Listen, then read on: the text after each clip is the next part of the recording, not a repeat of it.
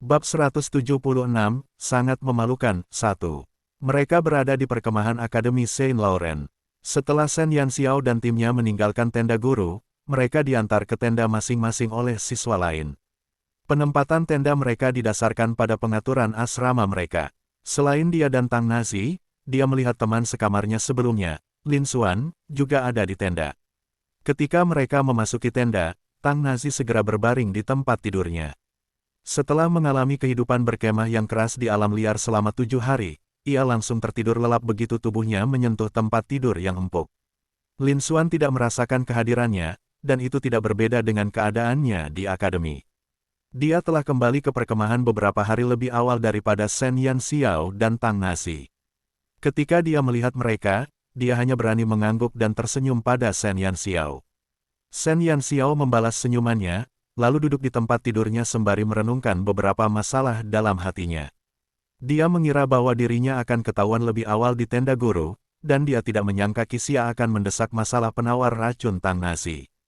Dia juga tidak menyangka Tang Nazi akan ikut dengan Qixia, seolah-olah mereka telah membicarakannya sebelumnya. Kerja sama mereka yang sempurna telah mencegah bencana baginya. Namun, Shen Yanxiao tidak mengerti mengapa Qixia melakukan itu. Dia tidak tahu asal-usul ketiga penawar racun itu, dan dia juga tidak tahu apapun tentang kekhawatirannya. Jadi bagaimana dia tahu untuk membantunya? Apakah ekspresinya terlalu serius? Shen Yanxiao tersenyum dan menyentuh wajahnya. Meskipun Shen Yanxiao ingin bertanya kepada Qixia dan Tang Nazi tentang hal itu dalam perjalanan mereka kembali ke tenda, dia tahu bahwa itu bukan tempat yang tepat untuk melakukan itu karena ada siswa lain di perkemahan. Dia juga bermaksud untuk menanyai Tang Nazi segera setelah mereka sampai di tenda, tetapi dia tidak menyangka bahwa si idiot itu akan langsung tertidur pulas setelahnya. Kudengar hasil ujianmu cukup bagus. Selamat. Lin Xuan dengan malu-malu mendekatinya sambil memeluk bukunya dan memberi selamat kepada Shen Yanxiao. Shen Yanxiao tertegun sejenak sebelum mengangguk pada Lin Xuan. Terima kasih, bagaimana denganmu? Dia tidak bertemu Lin Xuan di hutan tersembunyi selama 7 hari mereka berada di sana. Dia juga tidak tahu di tim mana dia berada. Lin Xuan tersenyum malu-malu. Tidak sebagus itu. Kami tersingkir pada hari ketiga, dan aku mungkin akan ditempatkan di kelas merah. Mata Lin Xuan meredup. Meskipun dia tidak memiliki kesombongan seperti Tang Nazi, dia memiliki tujuannya sendiri. Namun, dia adalah seorang herbalis dan juga mahasiswa baru tanpa koneksi apapun di Saint Laurent Academy. Ketika mereka harus membentuk kelompok, tidak seorang pun mengundangnya untuk bergabung dengan tim mereka. Baru setelah sebagian besar tim terbentuk, siswa yang tersisa berkumpul untuk membentuk tim. Dia berhasil bergabung dengan tim bersama siswa tahun pertama lainnya dari divisi lain.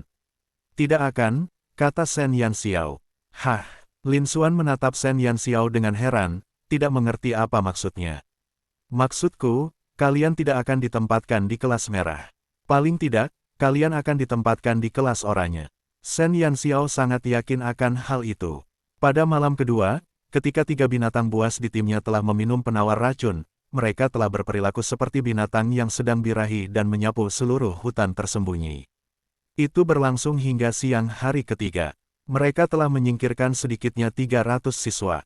Ditambah dengan siswa yang telah disingkirkan oleh tim pesaing lainnya, kuota untuk kelas merah akan sepenuhnya terisi sebelum siang hari ketiga.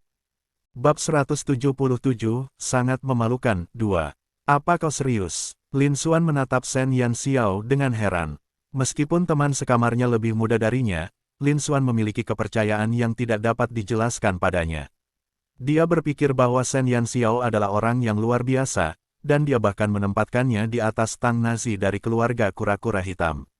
Lin Xuan memiliki kesalahpahaman tentang sikap Tang Nazi terhadap Shen Yanxiao di Akademi Saint Laurent. Dia praktis, antek Shen Jue.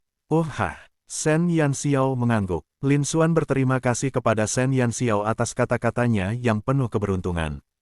Karena takut mengganggu Shen Yanxiao saat beristirahat, ia segera kembali ke tempatnya dan melanjutkan membaca. Shen Yanxiao tidak merasa lelah. Selain sedikit kelelahan saat mengucapkan kutukan, dia tidak banyak bergerak. Dia memanfaatkan rekan-rekannya selama beberapa hari terakhir ujian, dan latihan yang paling banyak dia lakukan adalah saat dia harus mengambil lencana tersebut. Shen Yanxiao merasa tidak nyaman dengan keraguan di benaknya, tetapi dia terlalu malas untuk terus memikirkannya. Dia memutuskan untuk meninggalkan tenda dan berjalan menuju tenda Qixia. Di dalam perkemahan, para pelajar dari 3 divisi yang sebelumnya bertarung satu sama lain memiliki ekspresi aneh di wajah mereka ketika mereka melihat Shen Yanxiao. "Hei, apakah bocah kecil ini anak yang beruntung yang ikut dengan tim Qixia?" Seorang siswa bertanya kepada temannya sambil menunjuk ke arah Shen Yanxiao. "Itu dia. Dia pasti bajingan yang beruntung bisa dikelompokkan dengan 4 tuan muda dari 5 keluarga bangsawan besar. Kudengar si kecil ini tidak melakukan apapun selama ujian dan hanya mengikuti di belakang mereka untuk mengambil lencana. Tidakkah kau melihatnya ditutupi lencana saat dia kembali? Apa kau pikir sampah itu bisa mendapatkan begitu banyak lencana sendirian? Dia mungkin beruntung karena Qixia menganggapnya menyedihkan dan memberinya lebih banyak lencana karena itu." Para siswa yang iri itu cukup kesal. Beberapa orang mendapatkan semua keberuntungan, dan kita tidak bisa dibandingkan dengan mereka. Anak kecil ini tampaknya berada di asrama yang sama dengan Tang Nazi.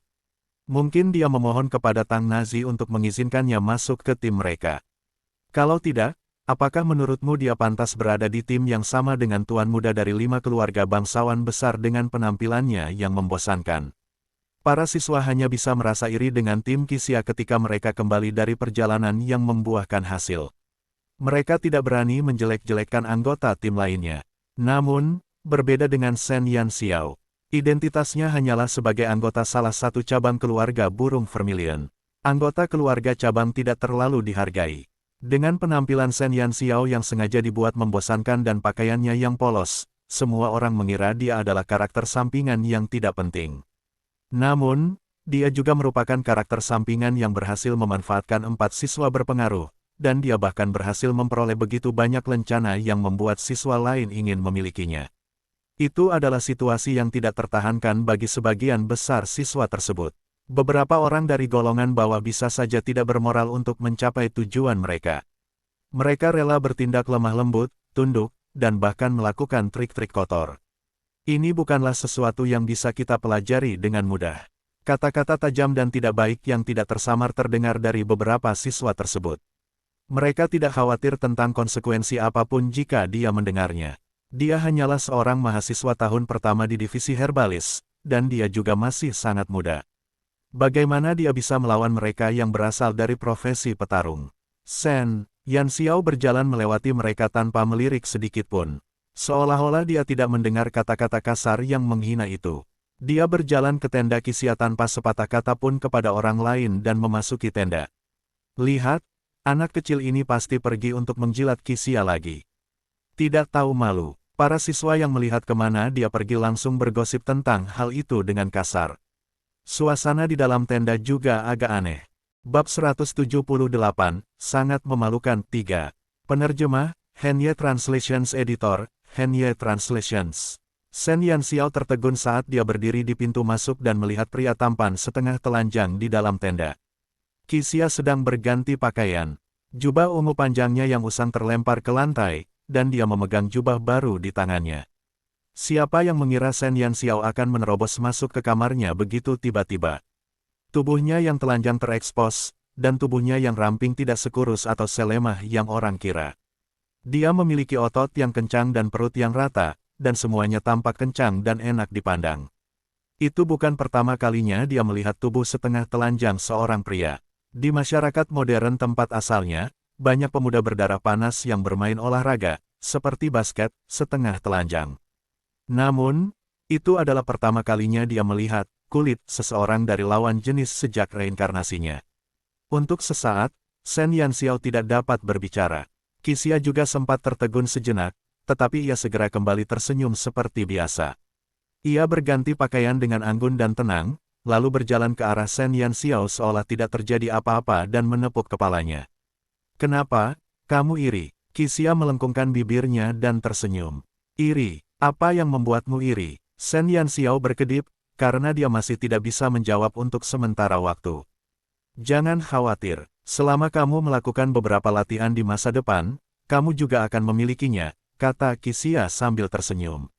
"Anda juga akan memilikinya." Seolah-olah ada bola lampu yang menyala di kepala Shen Yanxiao. Sepertinya seseorang telah salah mengira ekspresinya yang kacau sebagai rasa iri terhadap bentuk tubuh mereka yang sempurna. Tidak perlu seperti itu. Bibir Shen Yanxiao berkedut. Dia seorang wanita, jadi mengapa dia butuh otot? Untuk menjadi Barbie King Kong. Qixia mengernyitkan alisnya. Di mana teman sekamarmu? Shen Yanxiao melihat sekeliling tenda, tetapi dia tidak melihat siapapun. Masih berdebat di luar, Qixia mengangkat bahu dan berkata, menarik. Karena tidak ada orang lain bersama mereka, Shen Yanxiao langsung menuju ranjang Qixia dan duduk di sana.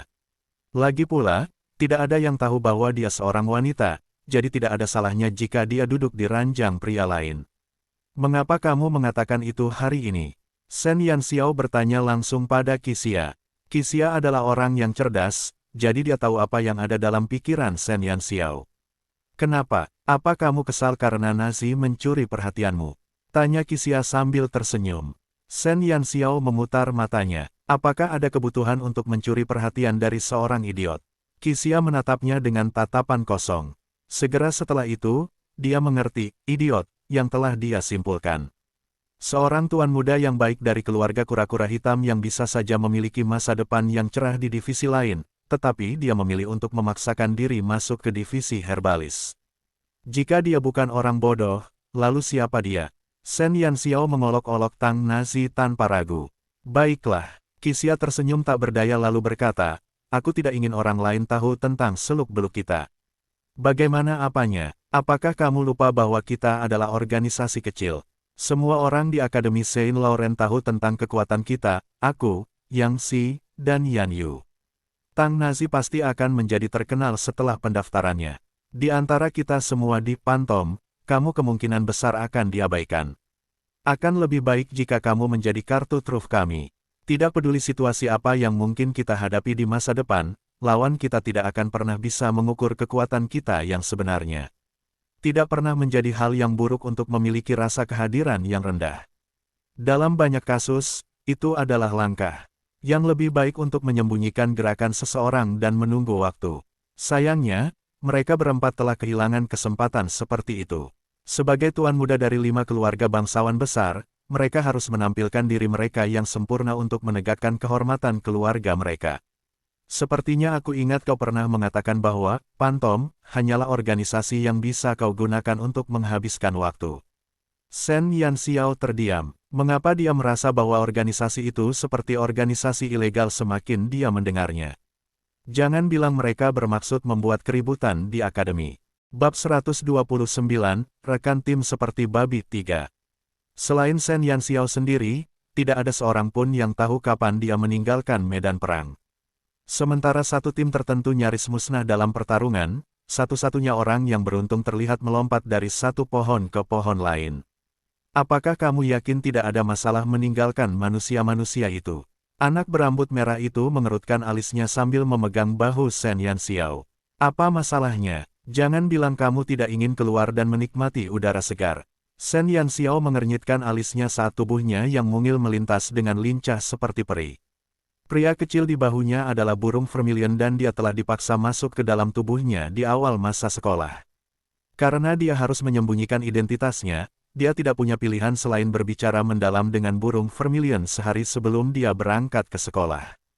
Untungnya, dia berhasil membujuk burung kecil yang sombong dan bau itu untuk memenuhi kontrak dengan patuh dan tetap berada di dalam jiwanya untuk memperjuangkan wilayah itu bersama Xiu.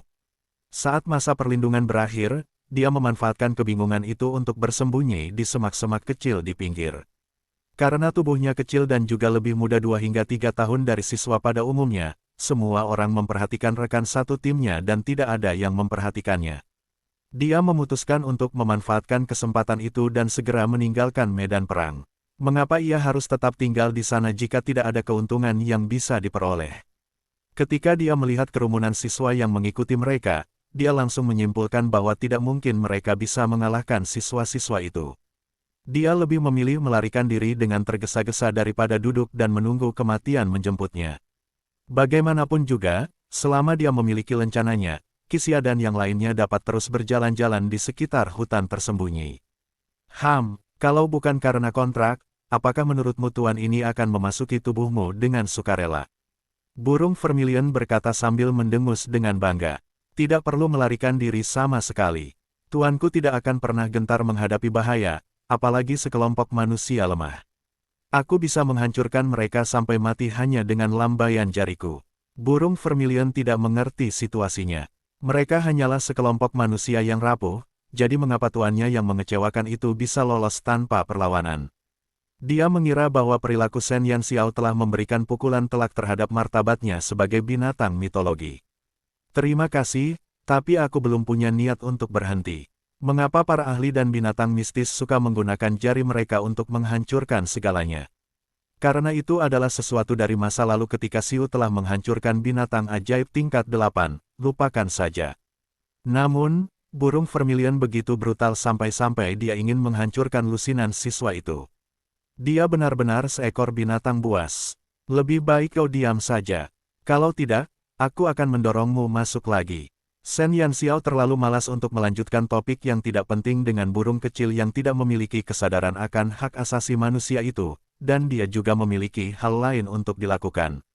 Meskipun timnya menyedihkan, dia tidak berniat menyerah dalam pertarungan meskipun dia telah membuang formula penawarnya di tempat lain. Dia baru belajar herbalisme selama sebulan, dan mereka berharap dia menerima tantangan seperti itu. Itu seperti anak TK yang mengikuti ujian perguruan tinggi. Itu benar-benar lelucon. Oleh karena itu, dia memutuskan untuk meninggalkan Qixia dan yang lainnya untuk sementara waktu. Hanya untuk sementara, dia berasumsi bahwa akan ada sejumlah guru yang bersembunyi di kegelapan hutan. Mereka bertanggung jawab atas keselamatan para siswa, dan mengirim para siswa keluar dari hutan ketika mereka gagal dalam ujian. Pada saat yang sama, mereka harus memastikan bahwa tidak ada binatang ajaib tingkat rendah yang akan menyerang para siswa di hutan tersembunyi.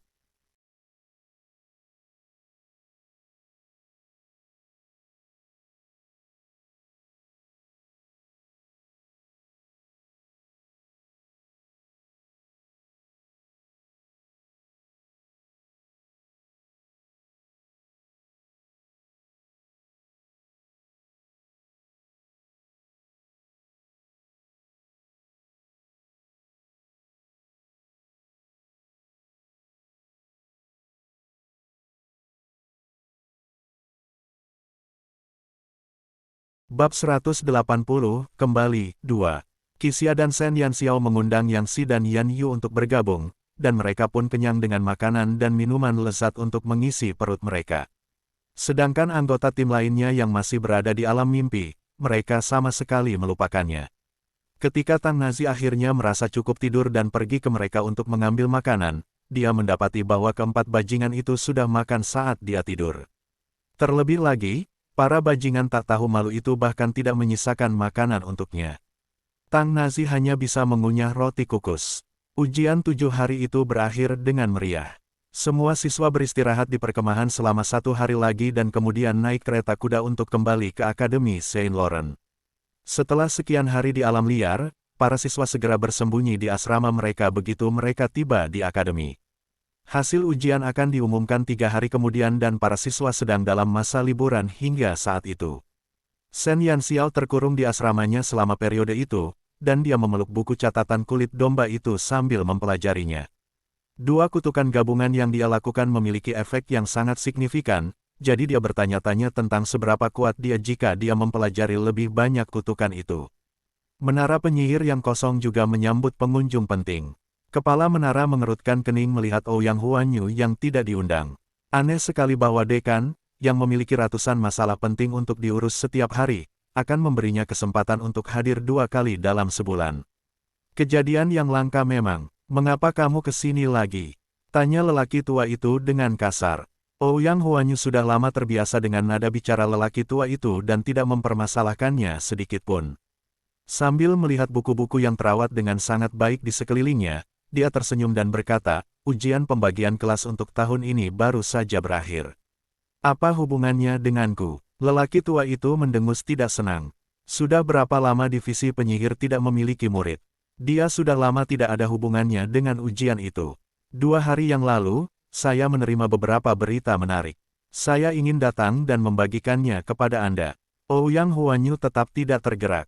Saya tidak tertarik. Jangan cepat-cepat menolakku. Aku yakin kau akan tertarik dengan berita ini. Tanpa meminta izin dari lelaki tua itu, Ouyang Huanyu duduk di bangku kecil. Ia menatap lelaki tua itu sambil menyilangkan tangan. Jika ada yang ingin kau katakan, katakan saja dengan cepat. Aku tidak punya waktu untuk mengobrol denganmu.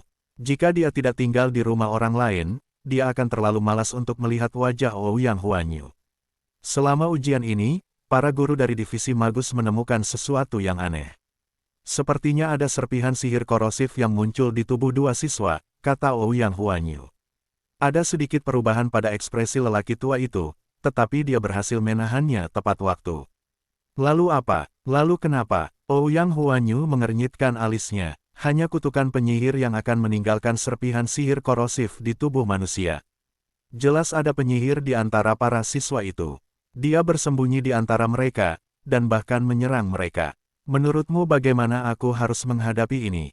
Para guru gelisah, seperti burung yang mudah terkejut hanya dengan dentingan busur panah.